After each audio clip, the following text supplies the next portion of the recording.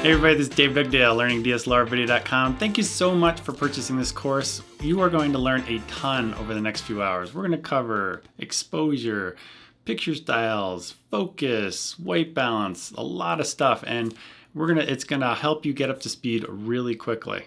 All right, this is a beginner level course. This course is perfect for somebody that just picked up their first DSLR camera, maybe never owned one before. I'm going to be covering everything from the ground up. Or perhaps you've owned a DSLR before and you've only just taken pictures and now you're just wanting to get into video. I really love using these cameras. I'm always excited when I pick one up. They're wonderful because you can take awesome stills and you can take awesome video all in one package. It's just a very, very powerful tool. You've bought yourself an excellent camera. I'm going to be covering everything in the manual as it relates to video. There's going to be a lot of crossover in terms of stills, photography related items. But the way the manual is written, it's very biased towards photography because these cameras, when they started with them, they were just still cameras.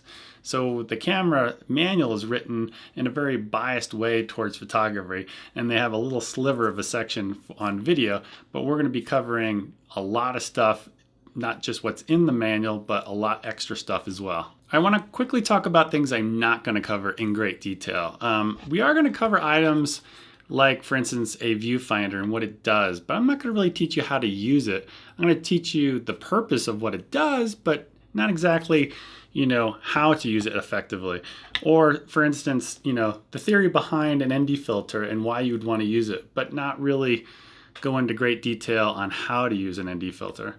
Or, for instance, external audio, using an external audio device. I'm going to teach you how to use the audio that comes with the camera, but not necessarily external audio. Or even like, for instance, like a glide cam. I'll talk about these items, but a glide cam, for instance, or a steady cam, you could have a weekend course, entire course on it that would run 2 or 3 days on just how to use that one external accessory device. So we're going to be talking mostly just what came with the camera and the lens, but I will be covering some of these, but in a very generic sense. All right, next up, we're going to be covering what's in the box. Depending on where you're located, it might look very different to what we have here. In the United States, this is called the T5i. Maybe you're in Europe, it might be called the 700D. I got this one with the 18 to 135 STM lens. We're going to be covering more about this particular lens later. It works with some of the more advanced autofocus features with the T5i. So you might have this lens, or you might have another lens like a kit lens like this is a very popular one, the 18 to 55. But pretty much everything in the box besides what the lens is and what the camera is called should be identical. All right, first up in the box is the manuals. Definitely hold on to these. Again, we're going to be covering just about everything in the manual as it pertains to video. All right, next up there are the 2 discs that come with the T5i. For now on, I'm just going to be calling it T5i. It's also called the 700D, but T5i because that's what it's shown on the outside of my camera anyway. To be honest, I don't really use this disc at all. And the only thing we're going to be demonstrating on this disc is what's called the ES utility software. I have a whole chapter devoted to it. So definitely hold on to these discs, especially the white one, because sometimes I've heard people say it's hard to find this particular disc on the internet, or at least the ES utility program. All right, next up is the interface cable. Basically, you use this to connect your camera up to your computer to transfer stuff, or use the ES utility, which we'll demonstrate later. Definitely hold on to this. It's a USB on one side and a very small USB connector on the other side. It has a lot of other uses too, because some external devices sold separately, like a external follow focus, can use this device as well. So definitely hold on to it. All right, next up is the camera strap. To be honest, I've left this in the packaging because I won't take it out because I never use it. And there's one reason is I don't want it to say the name Canon and the model number and steal me kind of thing. What I recommend is I have a list on my gear page. It's called the Black Rapid R strap. A lot of different reasons I use it, but one of them is because your camera is actually dangles upside down rather than your regular when you have it around your regular neck strap. But what's nice about why it's dangling upside down, it kind of fits around my waist really well off the side of my waist, and it dangles off there a lot better. It's kind of out of the way rather than it pulling my weight down, having it on the neck strap like this. And one of the other reasons is when I bring it up, it's ready to fire. I don't have the lens on it yet, of course, but boom, I'm ready to go take pictures or shoot video with it like this. So something to consider besides using the neck strap. All right, next up is our battery, and it comes with this little protective cover. If you do use store it in your pocket a lot, one of the things you might want to watch out for, and this has happened to me, is the contacts on the unit might get a little bit of lint in them, and you just basically blow it out. Because sometimes when you put it in and the camera just kind of doesn't boot up correctly and it doesn't quite function right, definitely check that, because that might be the reason, because I've had that happen to me before. So I particularly either put this right in my camera bag or in my R-strap. There's a little pocket in for it, so I usually don't carry it in my pocket personally. A few things to say about these. They take about roughly about 2 hours to charge from dead, depending on the temperature. I mean, if you're charging it outside and it's 30 degrees, it's going to take longer. One of the other things is you can buy aftermarket batteries, because these are really expensive. You're going to say, man, these things are really expensive to buy your second battery. You can buy the aftermarket ones. I will warn you in the manual, and Canon kind of talks about this, it might be hazardous to your camera. I don't know if that's necessarily true, because I've never heard anybody say it's like destroyed their camera for some reason, a third-party battery that's cheaper. But the one thing I'll tell you about third-party ones is they don't have a chip built into them, at least the ones that I've tried. And the ones that don't have a chip built into them, you can't tell how much battery is left. And that can be a critical tool to know when your battery's about to die. And usually the aftermarket ones don't last as long as the Canon batteries. So it's up to you. You can buy the third-party ones, but I particularly would, if you're doing stuff for hire, I would go with some really good batteries like the Canon batteries. All right, next up is your battery charger. Pretty self-explanatory stuff here. The thing I don't like about this is they give you a cord, whereas the Canon 5D Mark III or the 6D or the 60D, for instance, they have a thing that's built into it. You don't have to carry around a cord, which kind of stinks. But the cord basically just connects up into here. And depending on the country, this might look a little bit different. But basically, real easy. Amber light for charge when it's charging, and a green light when it's full. Another thing to add when charging up your batteries is you can charge them as often as you like. You don't have to wait for them to get fully dead to charge it all the way back up again. They could be like 70, 80%. And can't even recommend. You got to shoot the next morning. Just go ahead and throw it in overnight and make sure it's fully charged for the next morning. I believe in the manual it says once it gets to about 94%, it won't charge any more past that. Yeah, just go ahead and charge it as much as like that. I've had some of these batteries for 3 years, and they surprisingly do well even 3 years later. All right, depending on what you bought, you might have gotten a kit lens. This is a very popular one, the 18-135. Really quick, it has manual focus, autofocus, image stabilization, which is wonderful for video. So you might have gotten this one. You might have gotten the 18-55. One of the things I'm going to say about these two lenses, these are EFS lenses, and they will not mount when you upgrade to a full frame camera. They have a white box, and we're going to demonstrate this later, but this little white square indicates the mounting point. What we don't have on these lenses is a red, here I'll show you, a red dot. This is a what people call the Nifty 50 Fantastic Plastic. It's a very popular cheap lens. This is the rubber lens hood, but if you haven't bought a lens yet, a lot of people tell you this is a great one to start out with, and it's just a 50mm fixed prime lens. So if you haven't bought one yet, this is a great way to start before you get into the zooms. So definitely check this one out. It's really inexpensive. It's only like $100 US. So maybe have a look at it.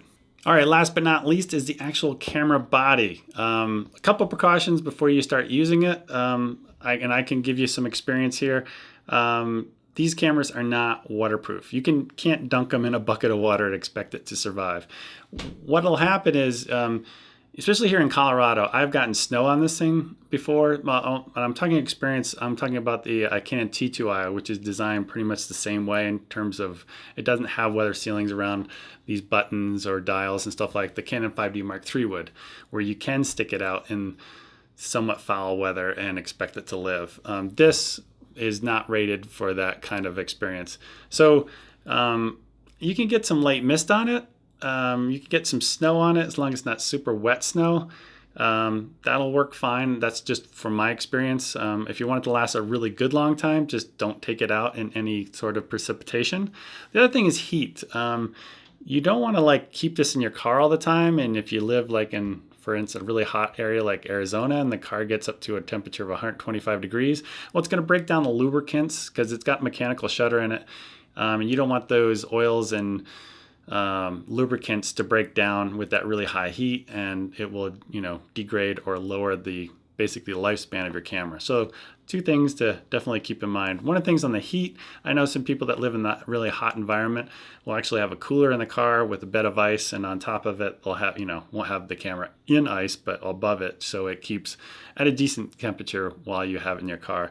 But I've never had to do that personally, just that I know that other people have done that to make their camera last a bit longer. All right, next up, we're just going to put the lens on the camera. Not that difficult. Just a couple of things I want to point out. You want to line up the white square to the white square here. The red dot is for EF lens.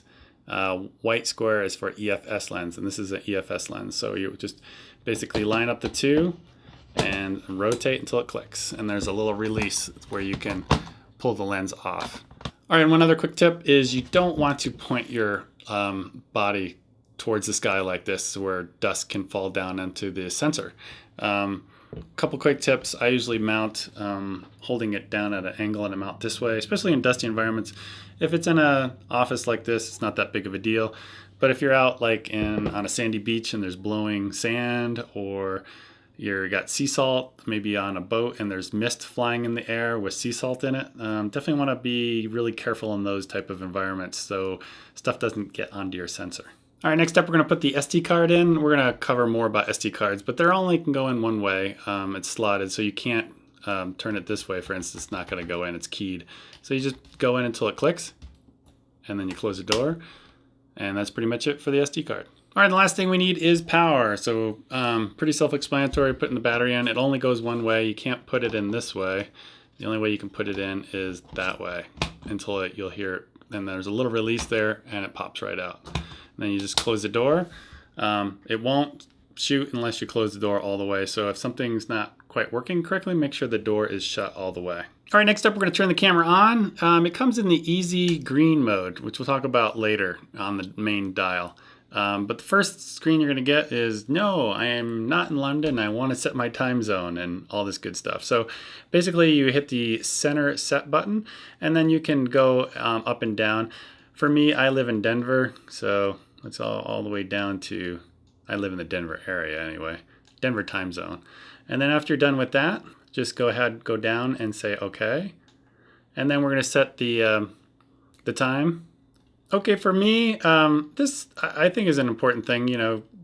Keeping it up to date is real important, especially if you're doing two cameras at the same time. It comes in real handy. And we'll set the time here really quick. And then here you can set your preferred way to display it. There are lots of different ways to display it, but I like the way it comes to default. And then for me, since I'm in wonderful United States with our weird daylight savings time, I'm going to go ahead and keep that on and then just press OK. All right, next up, we're going to shoot our very first video. I know a lot of people are going to consume this course in a lot of different ways. So when I demonstrate something, you want to follow along, that's fine. Some might want to blow through the entire course and start playing with it later. That's totally fine too. I'm just going to show you how to shoot a really quick movie so you can start making mistakes. That's the best way to learn. I'm going to show you how to do it all correctly, but I want, for those people that just want to get moving quickly, let's show you how to shoot a quick movie. So the way the camera comes, you're at the very top is you're in the green easy mode. And you're going to see this kind of nag screen that's going to come up, and I'll show you how to get rid of that later. Because after a while, you've seen the same message over and over again. It's like, all right, I get it. So we're going to rotate this dial to the M mode.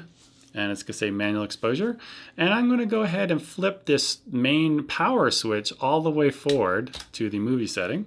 And then what we've got here is, if I rotate towards the tripod in the darker section of my office, you can see the exposure change. And if I rotate towards the outside, it's going to automatically change the exposure. So there's a lot of auto type stuff going on here, and we're going to show you how to get out of auto later. But right now, just all you have to do to record a movie is just hit the record button right here. And when you're done, hit it again and it stops recording. And then want to play it back, hit the play button down here. And then just hit the set button once and the set button again. And then you'll be playing your movie. And that's pretty much it. For those people that want to consume it this way, go ahead and just play around with it for a few minutes. We're going to be coming back to it and showing you how to do this all manually. But for right now, just get a feel for what auto feels like.